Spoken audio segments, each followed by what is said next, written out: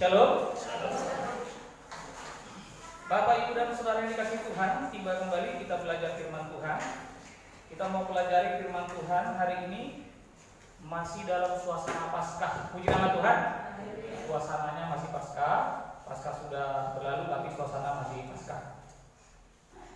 Bapak, Ibu, dan Saudara dikasihi Tuhan, kalau bicara tentang Paskah itu identik dengan kematian Tuhan Yesus yang mati di kayu salib untuk menebus dosa kita.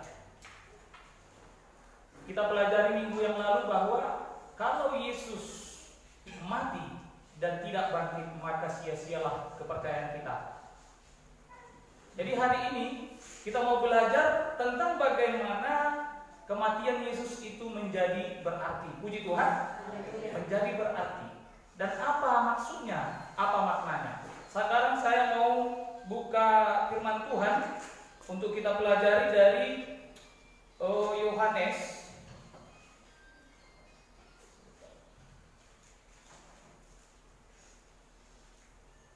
Dari Yohanes 15 ayat 16. Kita buka bersama-sama Yohanes 15 ayat 16. Yang sudah ketemu katakan amin.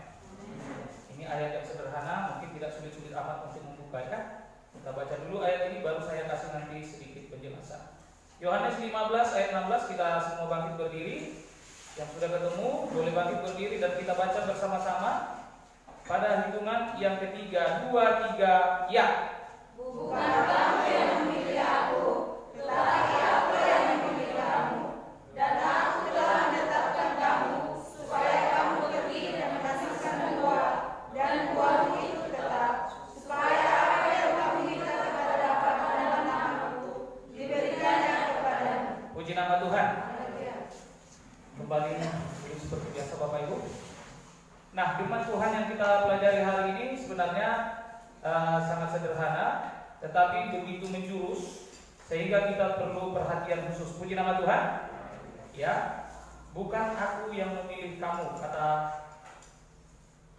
bukan kamu yang memilih aku, tetapi aku yang memilih kamu, ya, kata firman Tuhan. Nah, sekarang saya mau kasih tema kepada kita, yaitu jadilah bernilai bagi Tuhan. Puji nama Tuhan. Apa tema kita? Jadilah bernilai bagi Tuhan. Nah, kenapa tadi di pembukaan saya sampaikan bahwa kalau Yesus tidak bangkit, maka sia-sia kepercayaan kita. Ya, ketika Yesus mati, nilai kematiannya tidak ada bagi kita kalau dia tidak bangkit. Puji nama Tuhan. Dan dia tidak jadi juru selamat kalau dia tidak bangkit. Bagaimana dia bisa menyelamatkan orang sementara dia sendiri ada di alam maut?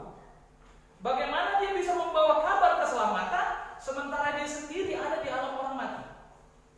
Sehingga ketika Yesus bangkit dari antara orang mati, maka dia bernilai. Puji Tuhan. Apa nilainya? Juru selamat. Ketika Yesus bangkit, disitulah Yesus bernilai sebagai juru selamat. Tapi semata-mata ketika Yesus bisa menjadi bernilai, itu atas perintah Allah Bapa. Allah Bapa memerintahkan kepada Yesus tugas yang begitu berat, yaitu harus mati bagi dosa untuk menyelamatkan manusia. Ini tugas, perintah Allah. Jadi Bapak, Ibu, dan Saudara Tuhan, ketika Yesus menjadi bernilai karena Yesus melaksanakan perintah Allah, dan dia menjadi bernilai lebih. Dan apa yang ditugaskan kepadanya itu benar-benar bisa terrealisasi. Nah, Bapak, Ibu, Saudara Tuhan, apa hubungannya kepada kita hari ini? Kita belajar firman Tuhan. Silakan baca dari awal dulu yang tadi. Ya. Ayat yang kita baca tadi. Yohanes pasal yang ke-15 ayat yang ke-16, demikian firman Tuhan. Ya. Bukan kamu yang memilih aku, bukan kamu yang memilih aku, tetapi akulah yang memilih kamu. Sampai di sini. Tetapi akulah yang memilih kamu. Ini perkataan Tuhan Yesus. Puji Tuhan. Bukan kita yang memilih Yesus jadi Tuhan kita. Bukan kita. Sekali-kali Yesuslah yang memilih kita. Puji Tuhan. Yesus yang memilih kita. Makanya kalau agama Kristen bukanlah agama yang mencari Tuhan. Kita tandai di sini. Agama Kristen bukanlah agama yang mencari Tuhan. Puji Tuhan.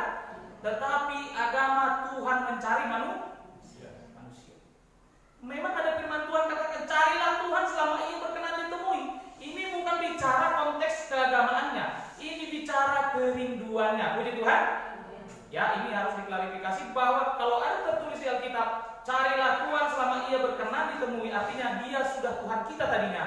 Kita harus temuin dia kembali. Puji Tuhan.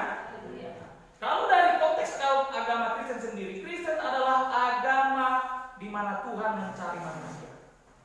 Dan konteksnya juga agama Kristen adalah agama penebusan. Puji Tuhan. Agama apa Bapak Ibu? Penebusan. Ini konteksnya. Jadi kalau ada agama Kristen mengatakan Yesus bukanlah mati, sesat. Haleluya. Sesat. Kalau ada yang bilang Yesus bukanlah juru selamat dan bukan Tuhan, sesat. Itu sudah keluar dari doktrin kebenaran Alkitab. Nah, sekarang konteks kita adalah agama penebusan.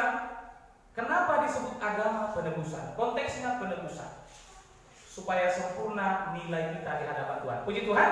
Nah, bagaimana penyempurnaannya? Kalau kita belajar dari kisah mulai zaman nabi-nabi, ya, bahkan dari zaman Abraham sampai kepada anak-anak Yakub atau Israel, ya, bahkan ya sampai Rut, Boas, ini sering bicara tebus menebus.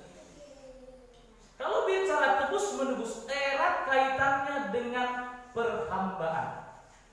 Perhatikan di sini Bapak Ibu. Bicara tebus menebus, erat kaitannya dengan perhambaan.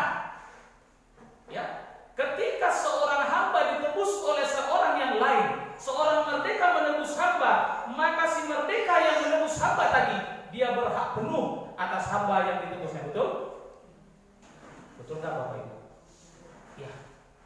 Ketika zaman Yesus pun masih berlaku istilah orang merdeka dan orang yang tidak merdeka. Tuan atau hamba masih berlaku. Tetapi setelah Yesus itu semua ditiadakan, puji Tuhan, tidak ada lagi orang Yahudi, tidak ada orang Yunani, tidak ada orang barbar, tidak ada orang Israel, itu semuanya satu dalam Tuhan. Haleluya. Tetapi ketika sebelum Yesus masih pakai ini, sampai Yesus mati masih berlaku sistem perhambaan yang harus ditebus. Nah, kita kaitkan dengan firman Tuhan. Coba baca ulang Yohanes 15 ayat 16 tadi. Demikian firman Tuhan. Ya. Bukan kamu yang memilih aku, tetapi akulah yang memilih kamu. Bukan kamu yang memilih aku, tetapi akulah yang memilih kamu. Konteksnya kita semua diperhamba oleh dosa. Kita diperhamba oleh maut. Kita bergelimang di dalamnya, ya. Sehingga Yesus lihat, Tuhan lihat, dia pilih kita, ya, dia lihat. Ayat yang lain mengatakan banyak yang terpanggil, sedikit yang dia panggil dulu dari perhamba, ditebus. Tapi jangan salah, setiap orang yang ditebus tidak semua selamat. Yang bertahan sampai akhir itu yang menerima upah, ya. Dipanggil dari perhambaan dosa, kemudian dibawa kepada apa yang Tuhan mau. Ketika kita ditebus sesuai dengan konsep perhambaan yang ada dipakai oleh orang-orang Aram pada waktu itu, kita sepenuhnya menjadi milik Kristus. Bicara ditebus ini bicara beli, ya, tergadai, dibeli kembali, itu ditebus. Nah, ketika kita menjadi hamba dosa, Yesus tebus kita, Allah Bapa tebus kita. Tentu ada bayarannya. Kolose 2 ayat 14 mengatakan bahwa dengan mematikannya di kayu salib, dia meniadakan hutang kita. Kita yang sudah tergadai kepada dosa, ditebusnya lewat mematikannya surat hutang itu di kayu salib. Puji Tuhan. Nah, ketika kita sudah ditebus, kita sudah menjadi miliknya. Kalau bicara beli, ini penebusan, perhatikan karena harus perlu konsentrasi penuh. Ketika kita dibeli, atau kita ambil dulu contoh, kalau kita beli sesuatu, ya, kita lepaskan dulu tadi konsep perhambaan. Sekarang kita bicara jual beli, puji nama Tuhan. Perhatikan, kalau kita beli sesuatu itu yang memiliki kita atau kita memiliki sesuatu tersebut? Kita memiliki sesuatu. Oke, mungkin masih agak bias. Kalau kita beli HP memiliki kita atau kita memiliki HP? Puji nama Tuhan. Maka firman Tuhan yang mengatakan yang Bukan kamu memilih aku, tapi aku memilih kamu. Digenapi. Sehingga orang Kristen dia itu diambil oleh Tuhan. Jadi ketika Tuhan berkata, dia datang kepada milik kepunyaannya, miliknya. Datang. Nah, ketika kita sudah menjadi miliknya, saya punya HP. HP ini mau saya apakan pun tentu HP-nya harus nurut. HP-nya harus ikut. Ya kan? Karena ini milik saya. Saya sudah beli, betul? Tidak ada orang yang bisa intervensi. Oke? Kembali kepada konsep penebusan. Sekarang HP ini milik saudara, katakanlah Bapak Kisya. Kemudian saya beli dari dia. Sudah menjadi milik saya. Kira-kira Pak Kisya masih berhak nggak atas HP ini? Karena sudah saya katakan saya Yesus. Mohon maaf ya, anak saya bertokan dosa. Ya, Amang Kisya ini dosa, maut. Ya, saya Yesus. Ini contoh. Ketika saya sudah beli HP dari dosa, kira-kira dosa masih bisa berkuasa nggak atas HP ini? Siapa yang berkuasa? Puji nama Tuhan. Tetapi ini kan mati. HP ini mati. Artinya mati bukan berarti nggak ada baterainya ya. Benda. Tetapi manusia Nah, jadi di sini ada dua bagian yang harus dipahami, bahwa kita milik kepunyaan Tuhan, tetapi hidup dan berakal.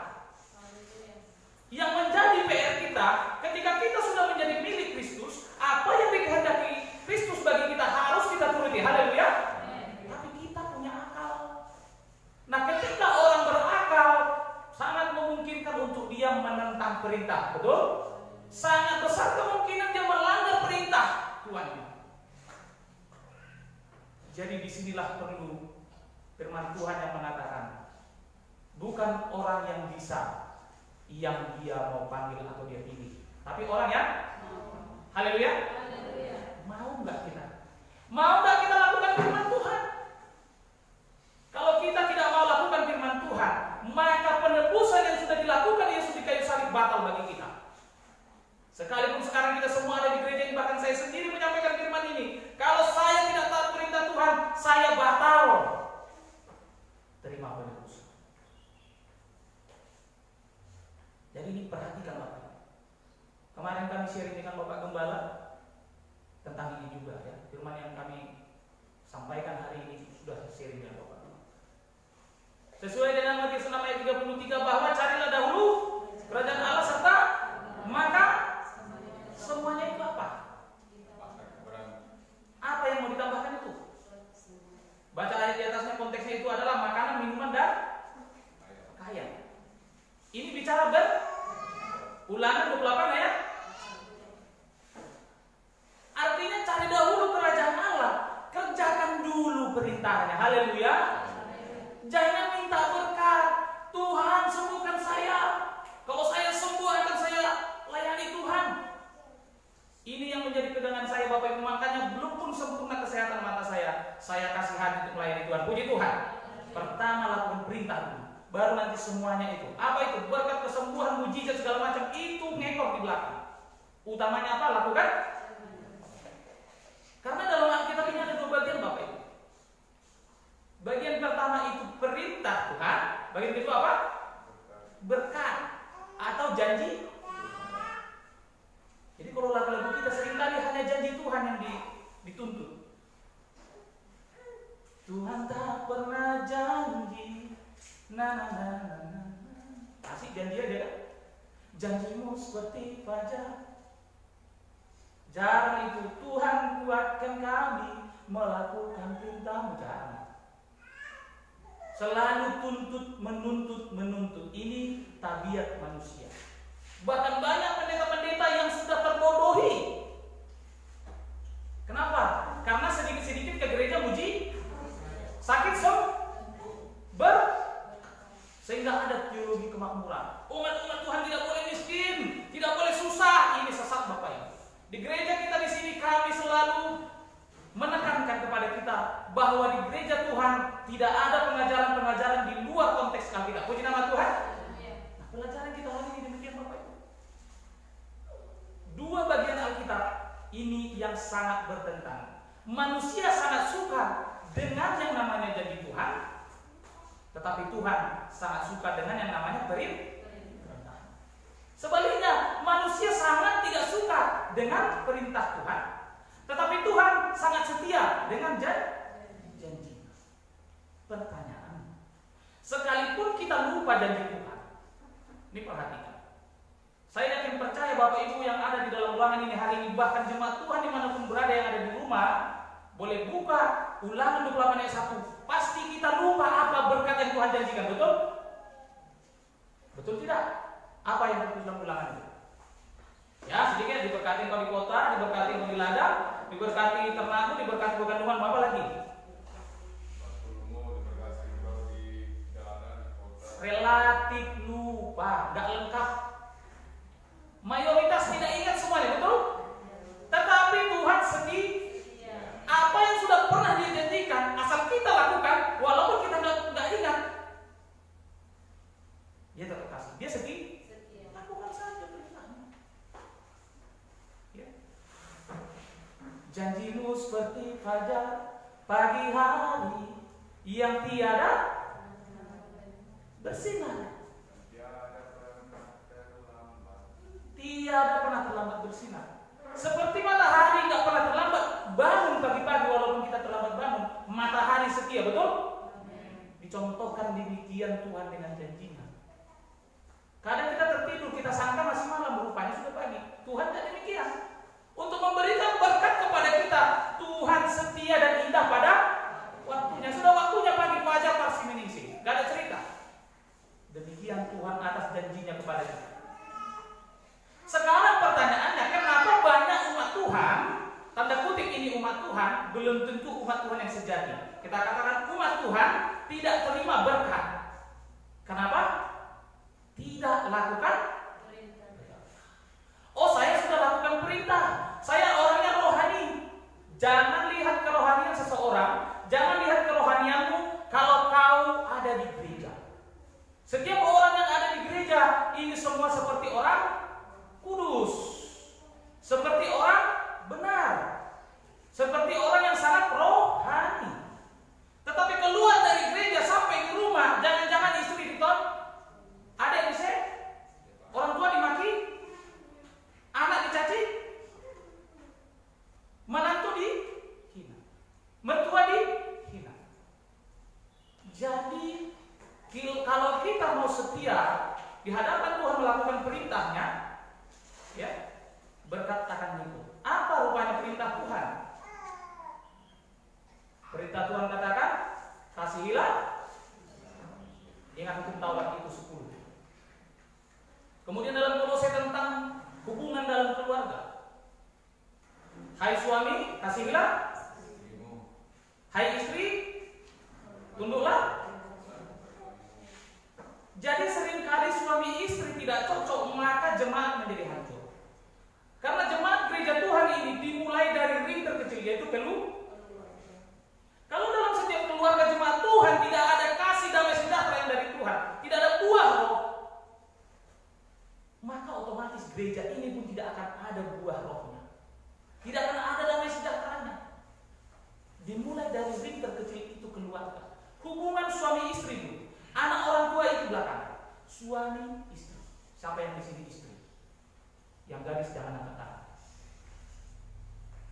Yang suami, yang muda, lajang jangan angkat tangan. Ya, yang suami. Hai istri, tunduklah. Ada yang bilang, kayak mana saya mau tunduk aman? Suami saya ketawa pun marah. Mau ketawa tapi marah dia. Suami saya itu jahat aman. Dalam suratan Alkitab tidak pernah ditulis bahwa tunduklah kepada suami ketika suamimu baik. Jangan tunduk kalau dia jahat. Tidak ada kan? Perintah Tuhan, hai istri tunduklah. Ada kisah yang sangat menarik di Alkitab. Waktu Abraham pergi berkunjung ke Mesir, Abraham takut jangan jangan dia mati dibunuh raja, betul? Sehingga apa? Dia katakan sama istrinya Sarah, kalau ditanya nanti, ditanya pengawal-pengawal raja, itu siapa kau? Dan kau bilang kau istri dia. Kau bilang saja aku abangmu, kau adik. Paham? Paham Tuhan. Sarah ini adalah istri yang tunduk kepada. Bayangkan seorang istri gak diakui loh. Suami gak mengakui istri, padahal katanya Abraham nenek orang jahat. Abraham ini. Kenapa Abraham berkata demikian? Sangat jelek. Kenapa? Kalau Abraham akuin Sarah istrinya, kalau raja naksir sama Sarah, Abraham harus dibunuh. Kalau raja mensetubuhi istri Abraham, raja harus bunuh suami. Kenapa Abraham berkata begitu kepada istrinya? Karena Abraham yakin pastilah Raja Mesir akan naksir sama karena Sarah itu cantik. Sehingga Abraham tidak mengakui istrinya. Istrinya tetap tunduk. Ini contoh. Kenapa Abraham dibilang nenek orang percaya? Ini juga jadi panutan sama kita. Bukan berarti bapak-bapak boleh juga tak boleh. Haleluya. Karena sekalipun begitu kronologinya, Tuhan menolong Sarah. Puji Tuhan. Tidak pernah Sarah dijinahi orang, tidak. Tuhan bekerja. Ketika Sarah dibawa oleh raja, mau melampiaskan keinginannya, Tuhan bicara sama raja. Hei, jangan kau lakukan. Itu istri hamba-hambaku Abraham. Loh, ini bukan istrinya, ini adiknya. Itu istrinya, dia bohong. Maka raja tidak jadi. Jadi tidak ada syarat yang harus dituntut ibu-ibu untuk tunduk kepada suami. Puji Tuhan. Gak ada ibu-ibu yang jauh. Karena dongkol ya kan.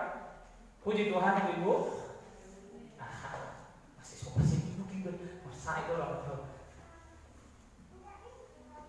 Kalau kita menunggu syarat yang mutlak, berarti bukan Yesus Tuhan kita. Berarti suamilah Tuhan kita. Kenapa? Karena kita akan tunduk kepadanya berdasarkan sifatnya. Kita hanya tunduk kepada suami berdasarkan perintah Tuhan. Tunduk kepada suami. Tapi konteksnya jangan lupa Bapak Ibu, katanya harus tunduk kepada suami. Terakhir suami nyuruh, curikan dulu beras siang. Suruh istri, katanya harus tunduk diri pula. Tidak, harus di dalam Tuhan. Karena seringkali begini, karena suami ini kejam, kesehariannya kejam, ketika suami pun bilang sesuatu yang benar, istri tidak tunduk. Itu sering terjadi. Karena suami ini agak kasar cara pembicaraannya, pembawaannya tidak pernah romantis. Padahal tengok suami kawan sangat romantis. Sehingga yang dibilang suami yang baik pun, ya, cantik kali kau sayang, katanya tarso. Alah, agak kali. Ya kan?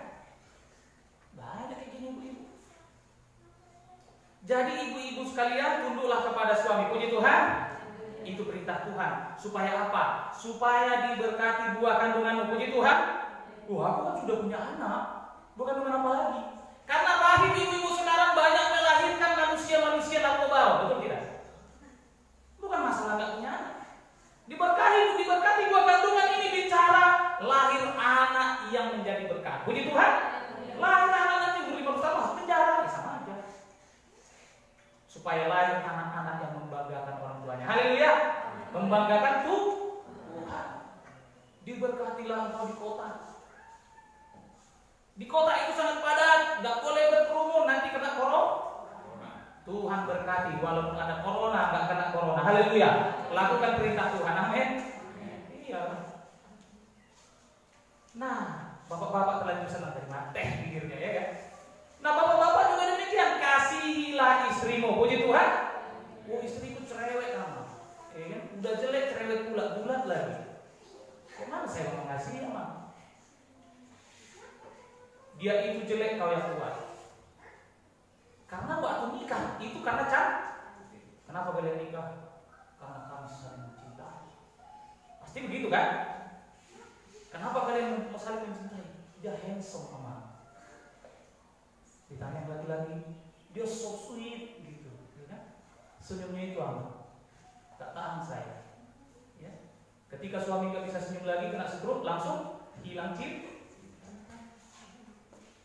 Ketika istri sudah kena stroke, sudah peot senyumnya, hilang cintanya. Suami harus mengasihi istri apapun alasannya. Puji Tuhan. Dulu dia langsing apa, makanya saya cinta, sekarang sudah bulat. Dia kan bulat karena melahirkan anak dulu. Haleluya bapak-bapak. Haleluya. Oh, mau bilang haleluya, memang istriku bulat begitu ya. Ya. Nah, bapak-bapak juga harus mengasihi istri tanpa syarat, walaupun dia cerewet, walaupun dia sudah tampil jelek. Makanya bagus-bagus kita kerja, bapak-bapak ini, jujur-jujur kita setorkan berkat yang kita terima, terbuka kita semua tentang keuangan, supaya istri kita bisa beli bedah, bisa beli parfum. Jangan nanti tidur kita nggak mau kita dekat, udah bau. Ya kan? Pas kita tidur hadap-hadapan hitam tuh, kita pikir hantu. Wajar, nggak pernah pakai pelembab. Ya mungkin ini agak bertentang sebuah berbalik. Ya, kita memang harus sederhana, tapi untuk ibu-ibu servis lagi dirimu, bersoleklah untuk jangan bersolek untuk saya, untuk suami orang, jangan. Ya. Nah, Bapak, Ibu dan Saudara yang terkasih dalam nama Tuhan Yesus, mematuhi perintah Tuhan tidak pernah diminta syarat, tidak boleh.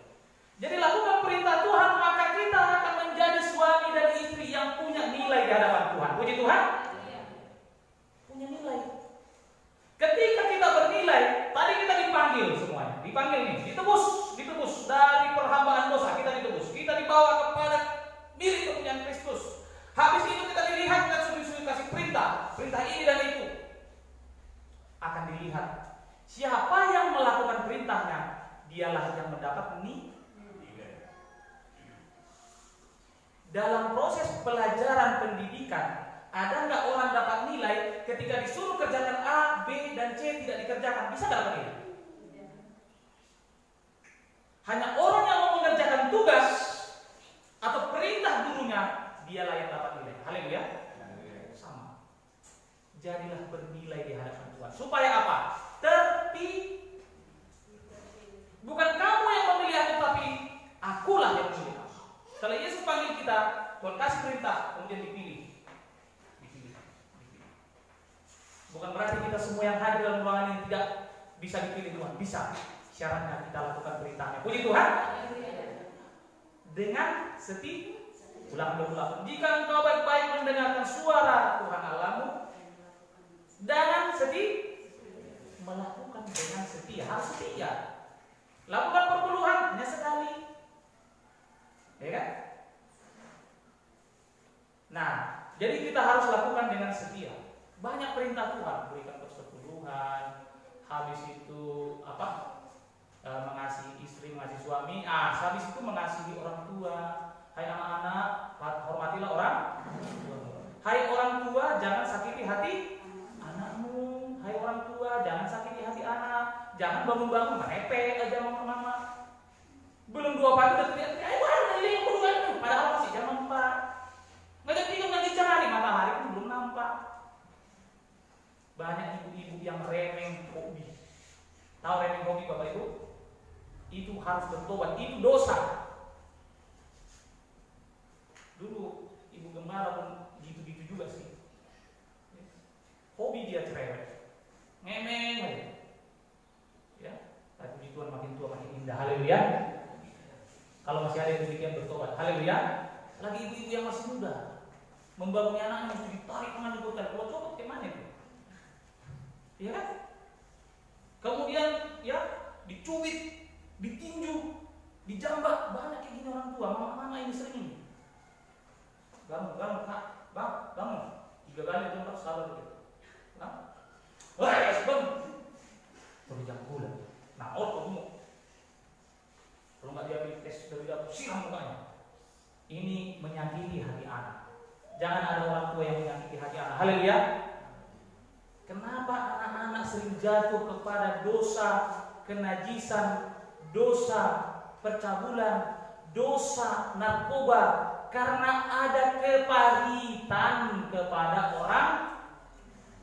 Hati-hati. Jangan salahkan anakmu melulu.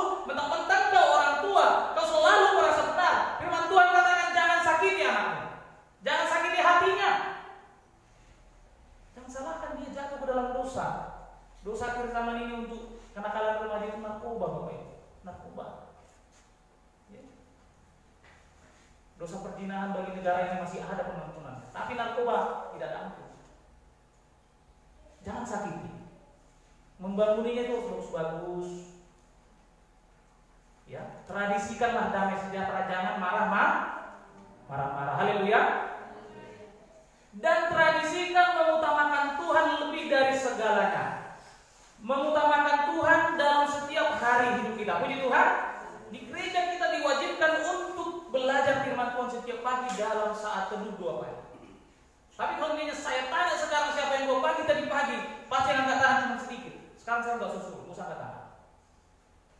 Pasti sedikit yang angkat tangan. Kenapa? Memang tak berdoa pagi. Ya. Saya bukan sok-sokan. Sekarang saya tradisikan untuk bikin juga di WA group. Selalu menyapa jemaat Tuhan setiap pagi. Walaupun kebanyakan cuek, tidak peduli. Ada kurma di sini. Selama ini di halaman Facebook kita saya buat kayaknya nggak semua jadi orang lain yang diberkati. Tapi nggak apa-apa. Jemaat Tuhan, saya coba cari lagi pendekatannya ya dari WA group. Tapi tidak banyak yang respon. Mungkin ada juga yang membaca yang jadi 2 pagi karena melihatnya.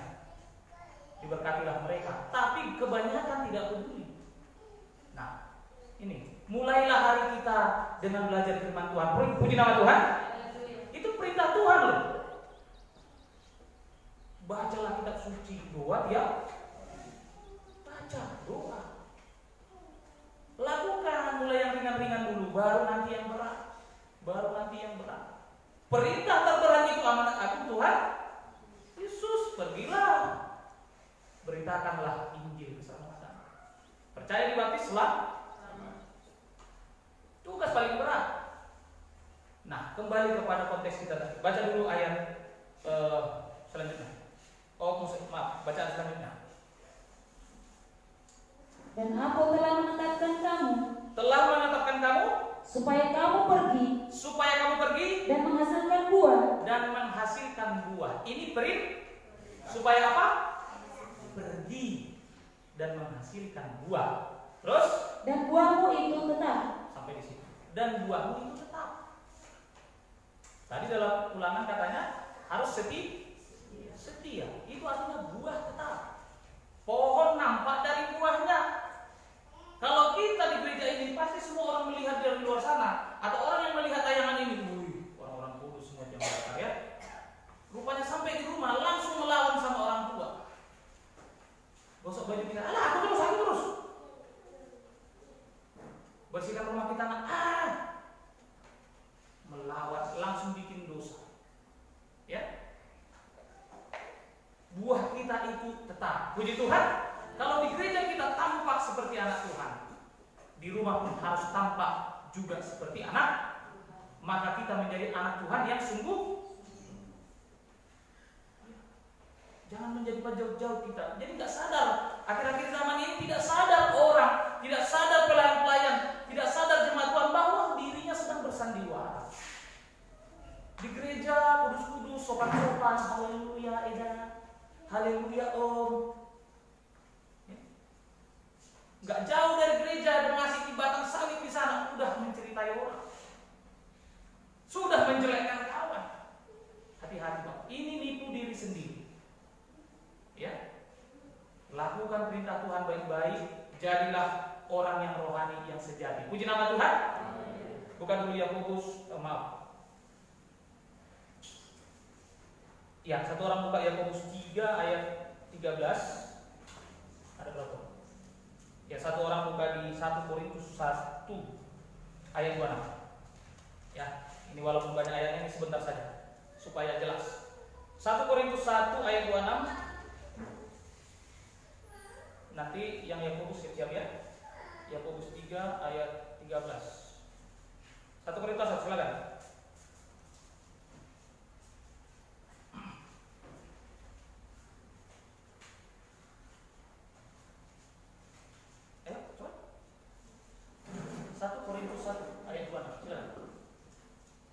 Korintus 1 ayat yang ke-26.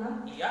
Ingat saja, saudara-saudara, bagaimana keadaan kamu ketika Kita orang yang berdosa yang tidak berkenan kepada Tuhan. Terus menurut ukuran manusia, tidak banyak orang yang bijak, ya, tidak banyak orang yang berpengaruh, ya, tidak banyak orang yang terpandang. ya, kita orang sederhana, bodoh, tidak berhikmat, tidak terpandang, sangat rendah. Teruskan. Tetapi apa yang bodoh bagi dunia, Ya. dipilih Allah. Haleluya, sampai di situ. Yang bodoh bagi dunia dipilih. Dipilih Allah.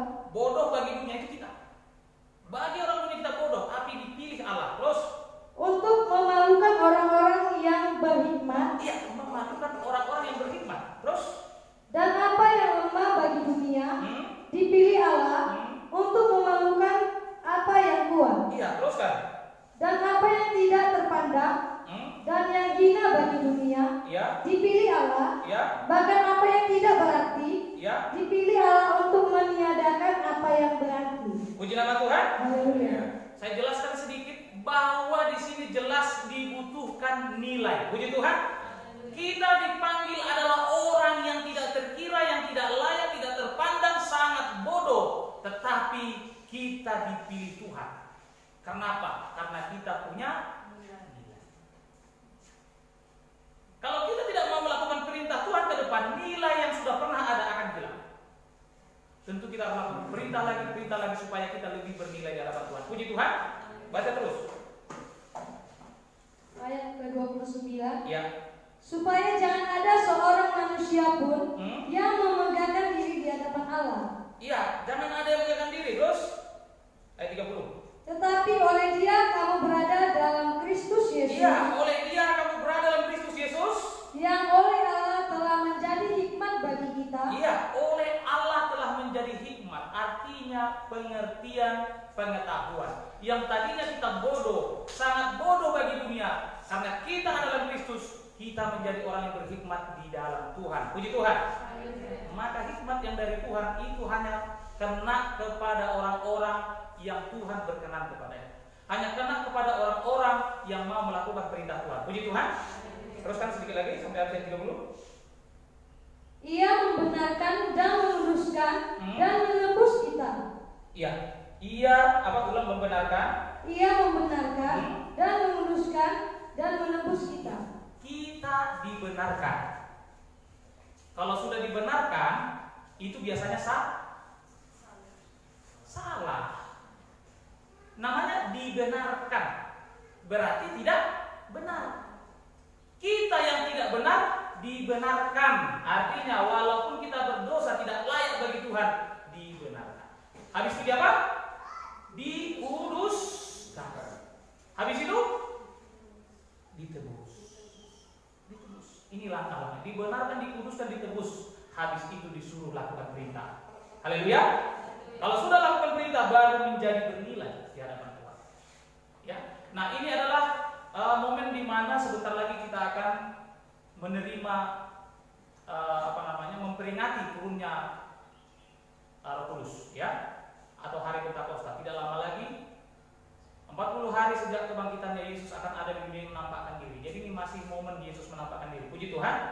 Ya, kasih hatimu, maulah engkau melakukan perintahnya supaya Dia berkenan. Di minggu yang lalu kita sudah belajar bahwa Yesus akan bertemu dengan murid-murid di mana? Di Galilea. Itu perintah. Lakukan perintah itu. Datanglah ke Galilea. Puji Tuhan. Bukan ke Israel sekarang, ya. Datang ke tempat peribadatan, belajar. Maka Tuhan akan menampakkan diri kepada kita. Puji Tuhan. Bukan wujudnya lagi, tapi perbuatannya lewat Roh Kudusnya yang Dia tinggalkan sebagai penghibur bagi kita. Puji nama Tuhan. Satu ayat lagi, Yakobus 3 ayat 13, baca. Yakobus, silakan. Yakobus pasal yang ketiga 13. Firman Tuhan. Ya. Hikmat yang dari atas. Ya. Siapakah di antara kamu yang bijak dan berbudi? Ya. Baiklah ia dengan cara hidup yang baik menyatakan perbuatannya oleh hikmat yang lahir dari kelemah lembutan. Sebentar, mungkin ada kesalahan.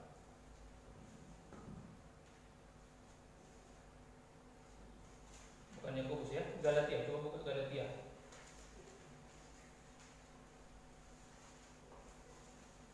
Galatia 3 ayat 13.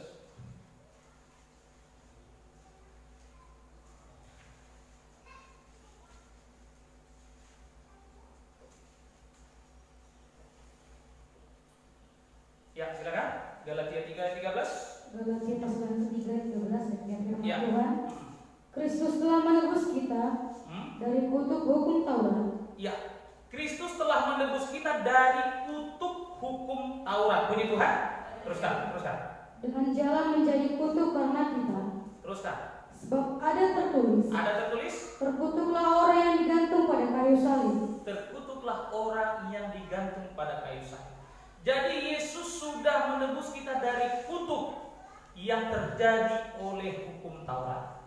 Perintah Tuhan yang ada di hukum Taurat, di ayat yang lain dikatakan, itu bukanlah iman. Orang yang melakukan perintah hukum Taurat bukanlah orang beriman.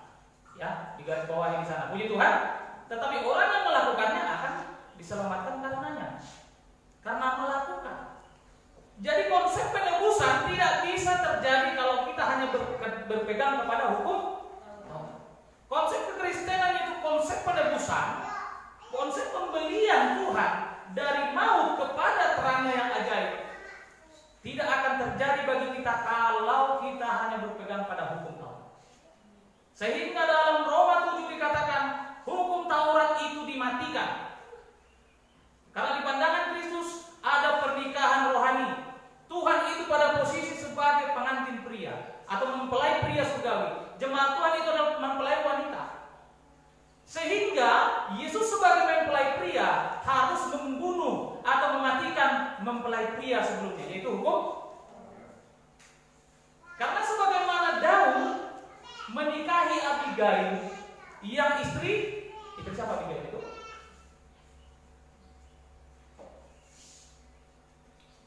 Daud, Abigail dan lupa saya namanya ya. Nah, menikahi Abigail, suami Abigail yang pemabuk itu harus dimatikan. Dimatikan suaminya. Sehingga apa? Firman Tuhan yang mengatur bahwa seorang wanita jika suaminya masih hidup, kalau dia berhubungan lagi dengan laki-laki lain, itu namanya berzina. Tapi kalau suaminya sudah tidak ada, dia berzina lagi atau tidak? Suaminya sudah tidak ada, berarti perempuan ini jangan. Kalau dia berhubungan dengan laki-laki lain, dalam tanda kutip ya ini jujur hubungannya, berzina atau tidak? Tidak. Nah, demikianlah Tuhan terhadap hukum Taurat. Kalau hukum Taurat masih ada, maka jemaat berzinah kepada Kristus karena suaminya itu hukum Taurat masih ada. Sehingga dalam Efesus 2 ayat 16, dengan matinya dia sebagai manusia, maka membatalkan hukum. Yesus mati, hukum Taurat mati. Karena yang mati itu adalah dagingnya Yesus, kemanusiaan Yesus. Taurat itu pun mati bersama-sama dengan kedagingan dan kemanusiaan. Sehingga lahirlah Yesus Kristus Tuhan kita. Puji Tuhan. Seperti itu. Jadi konsep penebusan itu akan terjadi ketika kita tidak lagi hidup di bawah naungan hukum Taurat. Puji nama Tuhan. Ini memperkuat pelajaran kita di minggu lalu. Kita beribadah pada hari pertama minggu itu, yaitu hari ini, hari Minggu. Ya, nah menjadi hari Tuhan. Nah, Bapak Ibu dan Saudara yang terkasih dalam Tuhan, itu sebenarnya masih banyak yang mau saya jabarkan. Tapi saya akan percaya, walaupun tidak saya buka lebar-lebar lagi, kita sudah mengerti akan kebenaran firman Tuhan. Puji nama Tuhan. Yang menjadi tema kita hari ini yaitu jadilah bernilai di hadapan Tuhan. Kita sudah belajar tadi, lakukanlah perintah Tuhan itu supaya kita benar-benar bernilai. Puji nama Tuhan.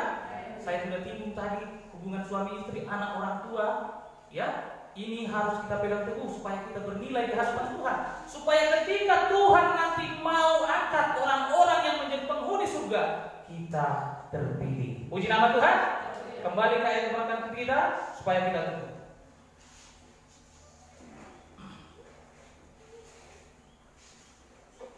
Supaya apa yang kamu minta kepada Bapa dalam namaku, supaya apa yang kamu minta kepada Bapa dalam namaku, diberikannya kepadamu. Sampai di situ. Diberikannya kepada siapa?